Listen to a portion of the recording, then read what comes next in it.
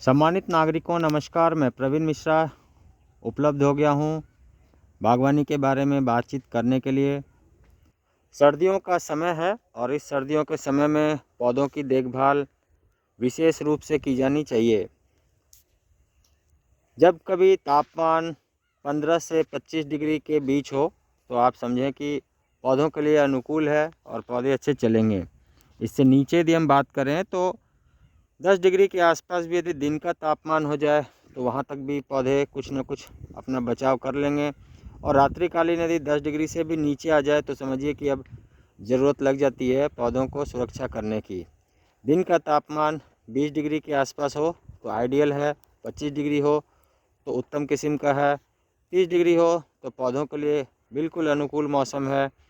35 degree के बाद यदि तापमान दिन का हो रहा हो तो समझिए कि अब हमें उनको ग्रीन शेड से बचाव करने की ज़रूरत है। ग्रीन इस तरह का शेड नेट लगाने की ज़रूरत है। कुछ एक ऐसे पौधे हैं जिनको बहुत ज़्यादा धूप की ज़रूरत नहीं है तो उनको वर्ष भर तक भी हम लोग ग्रीन शेड नेट लगा सकते हैं। अभी बात हो रही है सर्दियों के समय में पौधों की देखभाल के बारे में। तो इस बारे में जब बात कर रहे हैं तो पॉली हाउस के बारे में बात होगी। सर्दियों के समय में दिन का तापमान काफ़ी कम हो जाता है। आज जब ये वीडियो बन रहा है तो दिन का तापमान लगभग 17 डिग्री के आसपास है और ये सर्दियों के फूलों के लिए या सर्दियों के पौधों के लिए तो अच्छा है, लेकिन जो पौधे सर्दियों के समय में नहीं चलते हैं या आने वाले वसंत ऋतु के बाद चलने वाले होते हैं उन पौधों के लिए विशेष रूप से इंतजामात किए जाने की ज़रूरत लगती है। और इन इंतज़ाम की यदि हम बात करें तो इस तरह का पॉली हाउस बनाकर यदि आप इंतज़ाम करेंगे तो आपके पौधे भी काफ़ी अच्छे चलेंगे। पॉली हाउस के अंदर का क्या नज़ारा होता है, आइए चलते हैं ये भी देखते हैं। नर्सरी में तो पॉली हाउस काफ़ी अच्छे ढंग से बनाया जाता है, पूरा स्ट्रक्चर बनाया जाता है जिससे कि आंधी तूफान या वर्षा में ये ज़्यादा जल्दी ख़राब ना हो और अंदर का जो तापमान है वो अच्छा चले।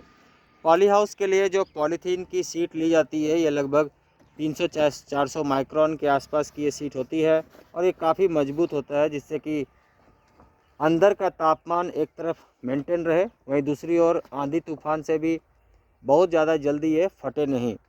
अंदर में तुलसी का पौध लगाया गया है और इस तुलसी के पौध को ट्रॉपिकल वेदर का तापमान चाहिए होता है जो लगभग 30 डिग्री से भी ऊपर का टेम्परेचर इन पौधों को अच्छा रखता है। वहीं वातावरण में नमी भी चाहिए, तो आप देखेंगे अंदर का तापमान बिल्कुल अनुकूल है और वहाँ पर नमी युक्त वातावरण बना हुआ है।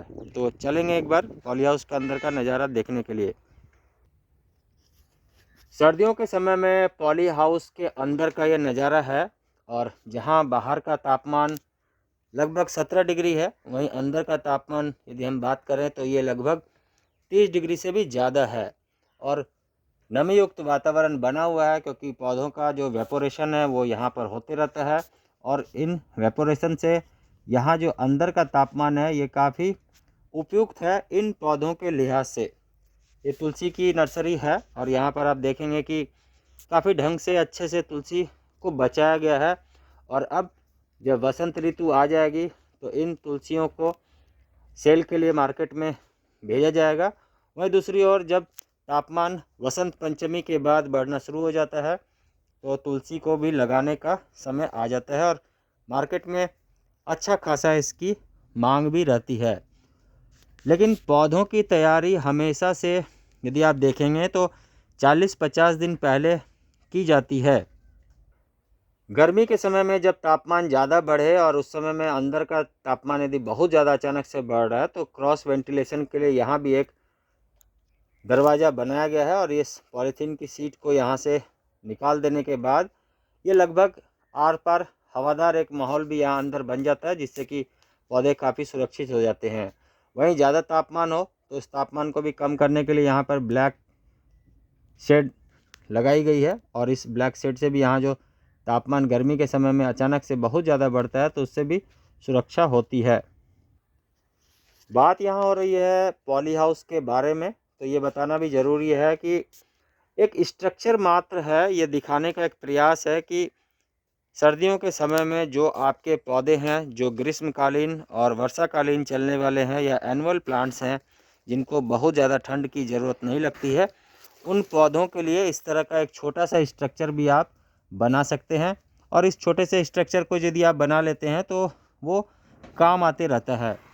गर्मियों के समय में ग्रीन हाउस बनाकर रखा जा सकता है इसी स्ट्रक्चर में। वहीं सर्दियों के समय में खास करके नवंबर के बाद इनको पॉली हाउस का भी एक शेप दिया जा सकता है। इस तरह से यदि आप इंतज़ाम पौधों के सुरक्षा के लिए, सुरक्षा के लिहाज से पहले से ही तैयार करेंगे तो आपके पौधे भी अच्छे चलेंगे।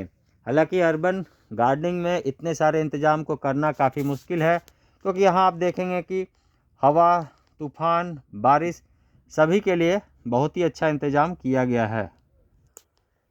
समय समय पर और नई नई और अच्छी जानकारी को लेकर हम लोग उपस्थित होंगे। आप बने रहेंगे और एंजॉय करेंगे इस तरह के गार्डनिंग के वीडियो के लिए, और मैं पुनः उपस्थित हो जाऊंगा आप सभी के बीच। आप सभी का बहुत धन्यवाद। पुनः मिलेंगे नई जानकारी के साथ। तब तक बहुत ध्यान से रहिएगा। Thank you very much. Take care और नमस्कार।